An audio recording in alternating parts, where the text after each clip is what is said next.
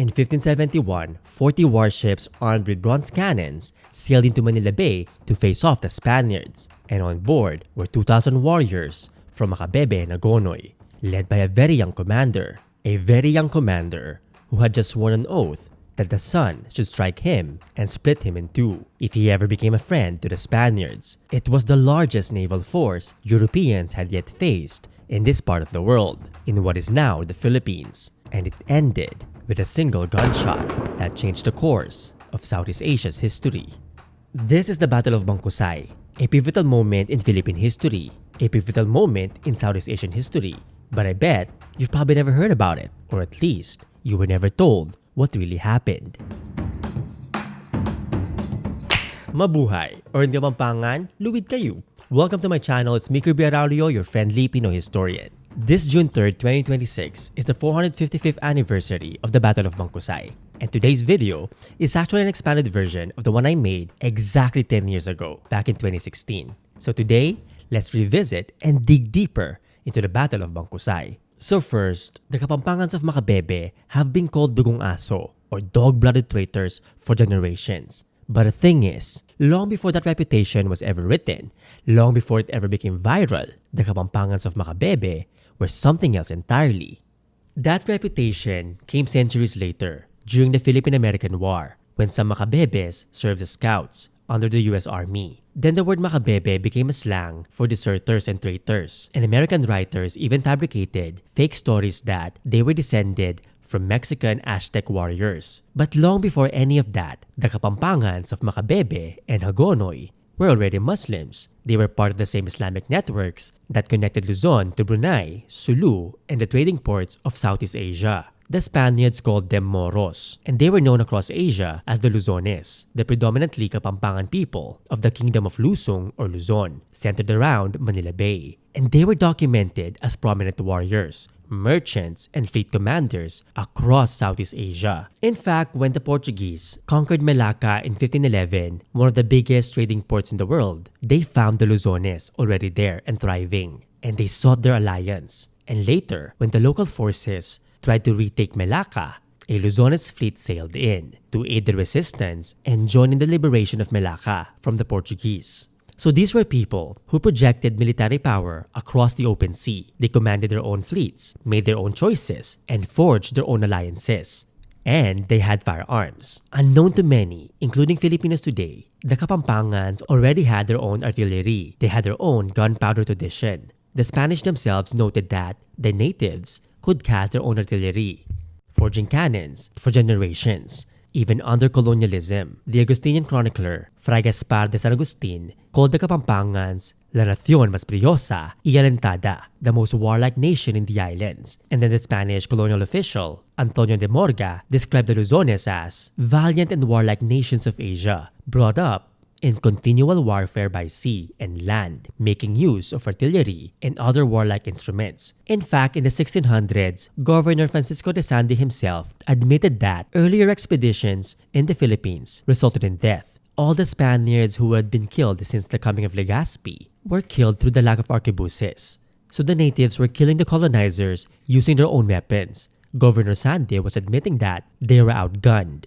So in 1571, Macabebe could field 40 caracoas on a very short notice. Caracoas were these large Austronesian warships, indigenous warships that could carry up to 200 warriors each. So Macabebe was a community that was built around maritime warfare, with the infrastructure, the weapons, and the experience to mobilize a war fleet within days of the arrival of the Spaniards. In Kapampangan, the war leader was called a pungsalang, literally a commander against the enemies. But having warriors and weapons is one thing. The situation they're about to sail into was something else entirely. It was far more complicated than most people realize. You see, in 1570, exactly a year before the Battle of Bangkusay, Raja Sulaiman of Manila fought an epic battle against the Spaniards, an epic battle that burned the city of Manila to the ground. So when people say that Luzon quickly fell to the Spaniards, that Luzon easily surrendered without a fight, well, that is absolutely wrong. That is not exactly what really happened. So by 1570, Spain had gained a foothold and conquered the Visayas. But when they turned towards Manila, they were not just moving to another island. Maynila was a fortified walled city with blood ties to the sultanates of Brunei, Sulu, and the wider world of Southeast Asia and beyond. It was one of the most prominent trading centers in the world, with exclusive access to the flourishing trade with China. When Martin de Goiti arrived in 1570, the rulers of Maynila stood their ground. Raja Sulaiman of Maynila, the crown prince, or Raja Muda of Luzon, warned the Spaniards that any harm to his people, to our people, would lead to bloodshed. And thus, a fierce battle erupted. Manila burned to the ground. And despite being victorious, the Spaniards left within 3 days because they knew that they could not hold Maynila. And I actually made an entire video about this battle and the burning of Manila in 1570, so make sure to watch it after this video. Now a year later, Miguel Lopez de Legazpi came back in 1571 with a much larger force, with 230 arcabuceros and 600 Visayan pintados aboard 27 warships. Without the Visayans, the Spaniards would not have been successful in conquering Luzon. They simply didn't have the numbers to take Luzon. But the rulers of Maynila, the rulers of Luzon or Luzon, had their own reasons for making peace. But that is a story for another video. For now, what matters here is that the people of Macabebe and Hagonoy refused to accept that peace. They refused to submit and surrender the freedom of their people. And within days, the young leader from Macabebe mobilized 2,000 warriors in 40 caracoas and sailed down to Tondo. So first he went to Lacandula and tried to rally support. Lacandula of Tondo hosted him, which in a way was already a risk. And according to Legazpi's own letter, Lacandula told the young leader of Macabebe that if they could kill at least 100 Spaniards or even 50, Lacandula himself would join him as his ally. Lacandula of Tondo was not saying no. He was saying, prove it, and then I'll join you. But Lacandula wouldn't move first. Unknown to many, Lacandula's family was practically held hostage in Manila. By this point, Lacandula himself had already made peace with the Spaniards, at least for now. And that left the young leader of Macabebe on his own. Then Legazpi sent emissaries, offering peace and friendship to Macabebe. But the young leader of Macabebe swore an oath that the sun should strike him and split him in half, split him in two, and that he should fall in disgrace before the women if he ever became, for a single moment, a friend to the Castilians. The young leader of Macabebe chose to fight, despite knowing that he was on his own. And so on June 3rd, 1571, on Pentecost Sunday, Miguel Lopez de Legazpi sent the conquistador Martin de Goiti with 80 arcabuceros aboard 90 ships and 500 Visayan pintado warriors. And then the battle began. And what happened next was the largest organized naval force the conquistadors had yet faced in their conquest of the Philippines. In fact, the Spaniards themselves called it their biggest fight since beginning their conquest of our islands.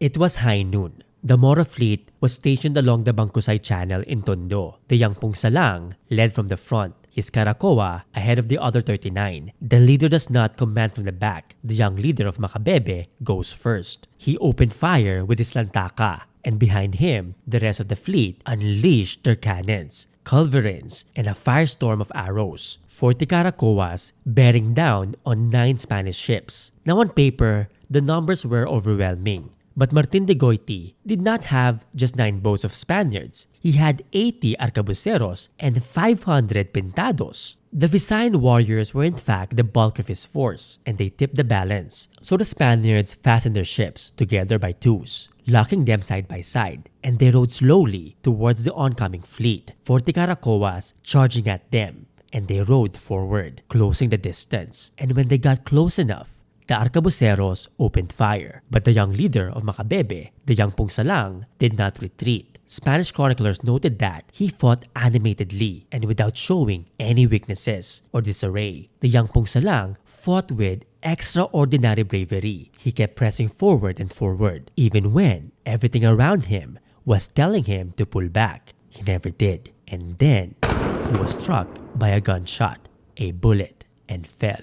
And the moment he died, everything collapsed. His fleet broke apart. The warriors scattered. 2,000 people from multiple communities around Manila Bay had held together as a single fighting force because of him. He was the center. He was the reason they had come, the reason they had stayed. And when the young Pungsalang fell and died, there was no one left to hold them together. The Spaniards and their Pintado allies overwhelmed the remaining Caracoas. 300 warriors from Macabebe died, and 300 more were captured by the Pintados. The Spaniards called it the first serious threat to the life of their newly established colony in Manila, the first serious threat to their conquest of the Philippines. And even in victory, Governor Francisco de Sande himself conceded that the Luzones fought very well, and without their Pintado allies from the Visayas, the Spaniards knew that they could not have won. But the cause of that battle went far beyond the 300 warriors who died that day on the shores of Bangkusay. The young leader, the young hero who made a stand, who held together 2,000 warriors, who refused to surrender and submit to the Spaniards, to the colonizers. To this very day, we don't even know his real name. The day after the battle, the Pintados presented around 300 captured Moro warriors in Manila, and they were distributed as slaves, with 1/5 set aside for the Spanish king. And among the captives were Lacandula's own son and 2 of his nephews. So even the man, the king who tried to stay neutral, had his own family taken. They were released eventually, but the message was clear. Martin de Goiti then marched up the Pampanga River into Macabebe and Hagonoy, and without the leader who had held them together, the communities had no choice but to give in. The conquest of the kingdom of Luzon began, and on the very same day as the battle, Miguel Lopez de Legazpi declared Manila a Spanish city. So what had been a thriving sovereign capital connected to Brunei, Sulu and beyond became a colonial possession. And the young leader of Macabebe, the young Pungsalang, sadly, the Spanish records never recorded his name. They only described him as a valiant Moor and the bravest on the island, or in Spanish, un valeroso Moro y más valiente de aquella isla. And over the centuries, he was confused with Raja Sulaiman, the crown prince or Raja Muda of Lusong, the ruler of Manila, who had fought the Spaniards in 1570. But today, historians argue that this identification is wrong. In fact, Raja Sulaiman himself was still alive years after the Battle of Bangkusay. He even revolted against the Spaniards in 1574. So over the centuries, people have tried to give the young Pungsalang of Macabebe a name. They called him Bambalito, but that is a Spanish name, not even Kapampangan. They called him Tarik Suliman, a name that first appeared in Pedro Paterno's Historia de Filipinas in 1908. But where Paterno got it, no one exactly knows. It doesn't appear in any Spanish chronicle. Others called him Bangkao, but Bangkao was a completely different leader from a completely different island in the Visayas. The colonizers who killed him never bothered to record his name, and the names that came after were never truly his. Now, in 2016, the Philippine government installed a historical marker in Macabebe, calling him, in Tagalog, ang kabataang pinuno ng Macabebe, the young leader of Macabebe. But despite this, the first recorded leader to die fighting the colonizers in our islands, the first martyr for Filipino freedom, remains nameless. But the thing is, the resistance he started did not end with him. The people of Luzon continued resisting. In fact, the walled cities of Betis, Lubao, and Cainta resisted soon after. Luzon would not fall until 1572. Then in 1585, Kapampangan leaders rose again in the Candaba Revolt. Then in 1587 to 1588, the Revolt of the Lacans brought together the descendants of the very same royal families, plotting with Brunei, Sulu, and Japan to overthrow the Spaniards. Then in 1660, the Maniago Revolt erupted in Pampanga and shook the entire island of Luzon. And the list goes on. Centuries later, that same spirit of resistance lived on in the Katipunan and the Philippine Revolution. And yet, despite being one of the first to valiantly defend our islands, to bravely defend the freedom of our people, to fight the colonizers, the Kapampangans of Macabebe ended up with a reputation that would have been unrecognizable to the warriors and the heroes of Bangkusay. Centuries later, they were branded as dugong aso, dog-blooded traitors. It was a reputation manufactured centuries later during the Philippine-American War. But the Macabebes did not start with that reputation, and their young leader, the young Pungsalang, was the very first commander in Luzon to die fighting the colonizers, the very first martyr for Filipino freedom. He had no confirmed names, no allies willing to commit. He sailed 40 warships into Manila Bay and refused to submit. He refused to bend his knees. 455 years later, We still don't know his name, but we know what he did. We know he fought at the forefront of his own fleet, and we know that the force he held together, 2,000 warriors bound by a single young leader, was powerful enough that the Spaniards called it the greatest threat they had ever faced in these islands. That is the story of Bangkusay, the story of a people who are willing to die to fight for our freedom. But that is just one chapter in a much bigger story, and that bigger story is what I am writing about in my new book, Forgotten Kingdoms of the Sea. And I'm actually partnering with Bayani Books and working directly with my dear friend Anthony Francisco, the creative Filipino artist behind some of the most iconic character designs in the Marvel Cinematic Universe. And I cannot wait for you to see all the illustrations and read the book. So if you want to support our project, check out the links below. But here's something that I haven't told you. Remember the elders, the kings who made peace with the conquistadors earlier in 1571. Lakandula of Tondo, Raja Matanda, the paramount king of Luzon. What if they were not actually surrendering to the Spaniards at all? What if something else was happening entirely? But that is a story for another video, so stay tuned. For now, if you want to know what happened in 1570, when Raja Sulaiman of Manila fought an epic battle against the Spaniards, and battle that ended up burning Manila to the ground, that story is right here. Maraming salamat po, or in Kapampangans, dakal pong salamat kay Kongan, and in Hiligay nun, damo nga salamat. See you next time on Tagalog Kita Kids and in Kapampangan, Migitix, and in Binisaya, kita.